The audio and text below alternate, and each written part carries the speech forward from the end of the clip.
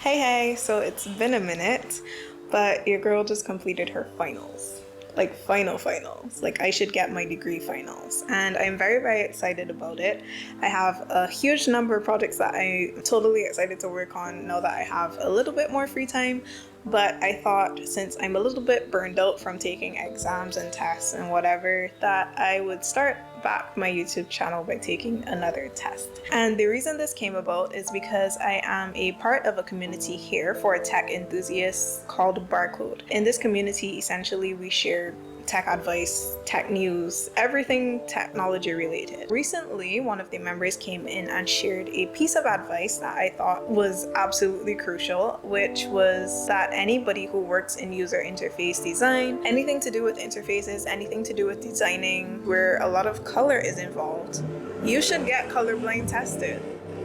And it seems really obvious, but I stared at this message for so long because it's just genuinely something that I did not think about, and it just calls back to show how important it is for us as designers to take ourselves out of our own eyes, ears, hands, body, and really try to think about how other people experience what we design. So today we're going to do exactly that. Firstly, by taking the colorblind test to see if there's anything that I didn't know about myself in relation to my vision, and also take a look at some different websites through the lens of someone with colorblindness using a Chrome extension which simulates colorblindness. And this extension was also shared in the Barcode community from another member. So without further ado, we're going to take the advice of those two members and we are going to explore this colorblind test as well as the Chrome extension and essentially check our bias. So let's get started. So as mentioned, I've never taken a colorblind test before. Now that I'm looking at these little circles, I feel like I've taken one of those minor ones that you see on social media, but we're going to try this one and then we're going to try another one as well, just so that we have multiple perspectives. So let's see what's going on. Okay, get ready to take the test. Turn your brightness up to 100%. Done and done. Be sure to turn off any blue light filter. I have not done that. Let me turn off my blue light filter, which is another thing that's quite interesting because I don't like blue light. So 90% of the time when I'm designing with my blue light filter on. So another thing to consider. Please note you will have 7 seconds to respond to each test plate. To get your baseline results, don't wear any tinted lenses during the test. I'm not wearing my blue light glasses. To see your performance improvement while wearing Enchroma glasses, make sure to check the box below. Are you wearing Enchroma glasses? I'm not. So let's get started. Okay, so this is a 1. That is a 2. I'm just gonna speed through these, by the way.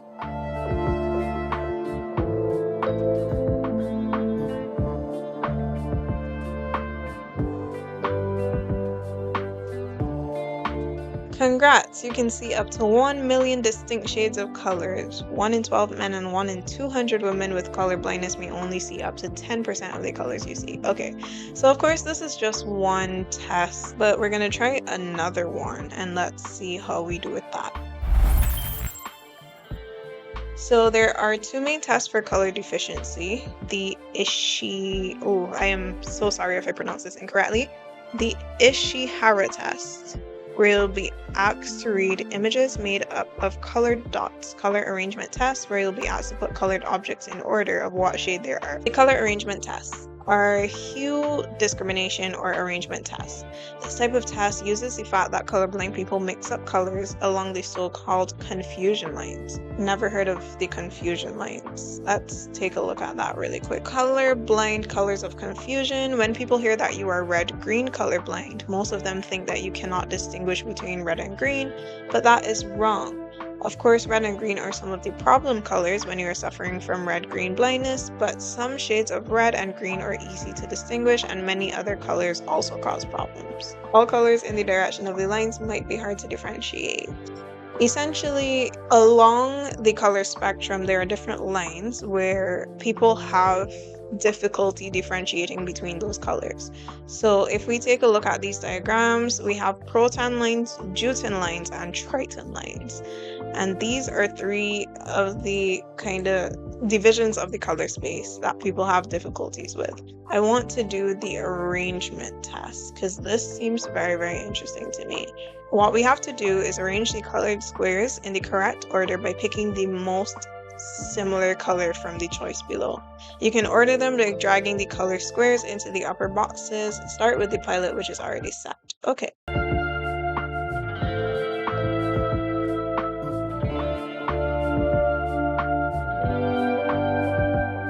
And I think that should be good. This is a nod to the same confusion lines that we would have just looked at. If I have any of these numbers mixed on either of these lines, then that would be considered as a confusion line crossing, which would indicate colorblindness. But from looking at this, it doesn't seem as though I have any form of colorblindness, at least not from the results of this test. So it does give this disclaimer stating that we should be aware that any type of colorblindness test is very dependent on your display settings and ambient light. I've tried to make my display settings as neutral as possible. You should visit your local eye specialist to get a correct diagnosis, and I would love to do this once I have the time and resources to do as such. If you take the test under different conditions, you will recognize that the results can vary, understandably so. Daylight may change the way that colors look, the lighting on the computer screen may change the way that colors look, all of these different things. So good information. I do think this has given me a greater appreciation, and it has opened my eyes to how much I don't know about colorblindness. I couldn't even pronounce half of these words. So I will need to take some time, do some more research, learn a bit more, and really just try to understand what life is like from the perspective of someone who cannot see the full spectrum of colors. I think this would be a good position to transition into our Chrome extension test, where we take a look at some different websites or images from this colorblind perspective. So this was the extension that was sent in the developer group chat. It seems to simulate colorblindness in your web browser, and I think this would be very interesting to keep as a designer as well, so that as I'm designing and developing, I can turn on this filter and take a look at it, see how persons with these issues are interpreting my designs, and essentially just aim to make a more accessible interface for everyone. So we'll take a look at a standard user interface using this Chrome extension, and what we'll do is for one standard website, we'll take a look at it through each of these different lenses: the blue cone monochromacy, the monochromacy, green weak, green blind, red weak, red blind, blue weak, blue blind, and essentially just get an appreciation for how persons with these different sets of color vision can see your website or interface. And then in addition to that, I will also go through some of my own designs, which I think will be interesting and really check my bias. And we'll see how I have been designing up until this point. And this might be quite a difficult thing to look at because it hurts me as a designer to not develop something for other people that's usable by other people. So I think this is going to be interesting. Let me just find a good spot to be and turn on colorblindly. And we are going to simulate blue cone monochromacy. Oh, so we can see immediately that the blue has just lost a lot of its vibrancy. A lot of the colors have actually. A lot of the colors are now a lot less saturated and don't have quite the same punch. Let's look at monochromacy. Black and white. So no color at all, just black and white. And to compare, let me just go back and forth between the normal and monochromacy. Okay, and now we're going to look at the normal again, and we're going to go to green weak. I'm seeing a lot of the other colors have become quite dull as well. Yeah, that makes a difference. And then we can take a look at green blind, which essentially looks like it removes most of the other colors that are not on the kind of green spectrum. That's back to normal. And then we can take a look at the red week. In the red week, the greens, is it the greens? Let's take a look at this a little bit closer. So in the red week versus the green week, this looks slightly more, like if you're changing the tint, it looks slightly more on the green tint side, and then this one looks slightly more on the kind of pink tint side. And then red blind, we don't see red at all. And then we can take a look at blue week. So this is blue week. And yeah, everything seems a little bit more blue tinted. The greens are more blue tinted, blue hued. The reds are still decent, but you can definitely see how large of a shift there is in the colors. And then finally, we can look at blue blind, and here we can see a lot of the same reds and blues. Yeah, you can see reds and kind of like a teal cyan type color in the middle. It's so jarring going between the two. So I've come to the PriceSmart website and I see a lot of blue. So I want to simulate the condition where we can't see any of that blue. And to do so, I'm going to go into the blue blind filter. And that is absolutely crazy to me. Seeing this now makes me think so much more even about branding, because from a branding perspective, you use blues to simulate that trust and like loyalty and, you know, reliability. Like blue is a color associated with those things. And it really brings into question or perspective how these different conditions can even influence the way that people perceive your brand.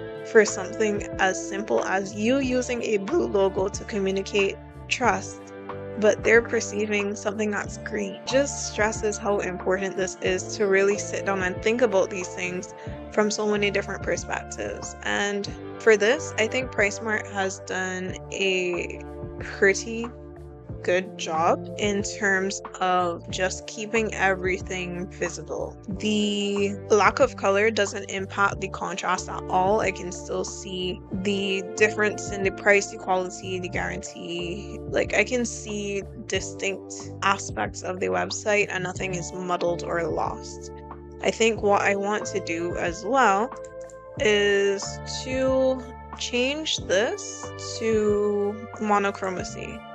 So right off the bat, the first thing that I noticed is that my eyes don't know where to look. Previously, it was a lot, but my eyes were immediately drawn to the red Shop Now button, even though it keeps sliding off the screen every 2 seconds.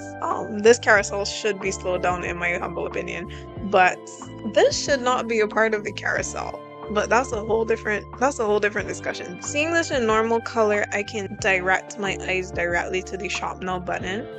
But when I put this filter on and I go into monochromacy and I put this full scale, I don't know where to look.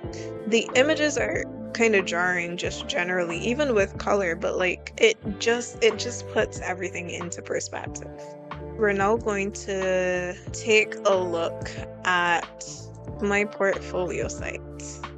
And I'm not excited about it. I'm not. I would be lying if I said I was. First thing that I want to do is come here and I'm gonna put on Blue Week first. So there is still contrast. I do notice, however, that this highlighting of the navigation bar has become a lot more dull, and that makes it stand out a little bit less, a bit more difficult to differentiate. I could imagine especially having my brightness down. Like if I turned my brightness down, it would be more difficult to differentiate between that and the background. It's not super blending in, but it is just something that I've noticed. I think generally speaking, the contrast is still good. This, however, can be a little bit jarring, and I could imagine if I turn on the monochromacy filter that it may be the same issue that I had with PriceSmart of not knowing where to look. But then the question becomes, how do we shift design to accommodate that without removing too much? You know what I mean? It is a really delicate balance, and this is, wow, I could literally sit down and explore this for so long. Okay, what I want to do is turn on the monochromacy filter, because that one to me has a huge impact.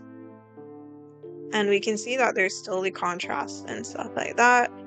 My eye is immediately drawn to my name, like big and bold Tarika Birch, because it's white and it like stands out the most to me.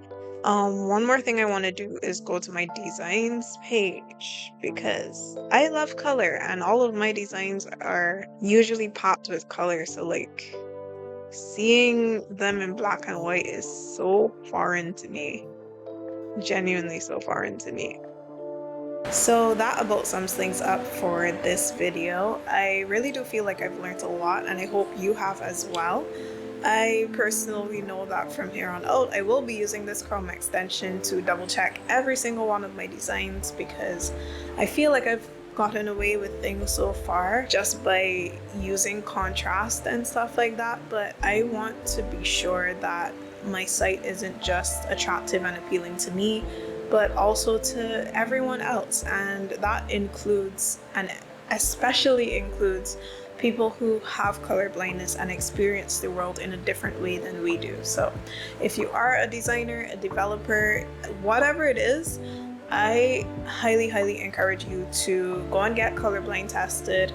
You can start by doing it online, but I would suggest also going in and getting it professionally done if you can, and try to make your designs accessible for not only you but for everyone else. These things really do have a huge impact on the way that your brand is perceived, the way that you are perceived, and the way that your app feels to the user. So it is really important, and I know the video got a bit serious, but I just really wanted to emphasize how real this is and how serious it is that you go and you check your bias. So with that being said, I believe that concludes everything for this video. I do have quite a few projects coming up that I'm excited to work on, and I do hope that you guys will join me in this journey where I explore the combination of technology and creativity. And yeah, if you like the video, maybe share, comment, subscribe, something. So yeah, and until next time, this has been Technically T, checking my bias. Thanks for watching. Bye bye.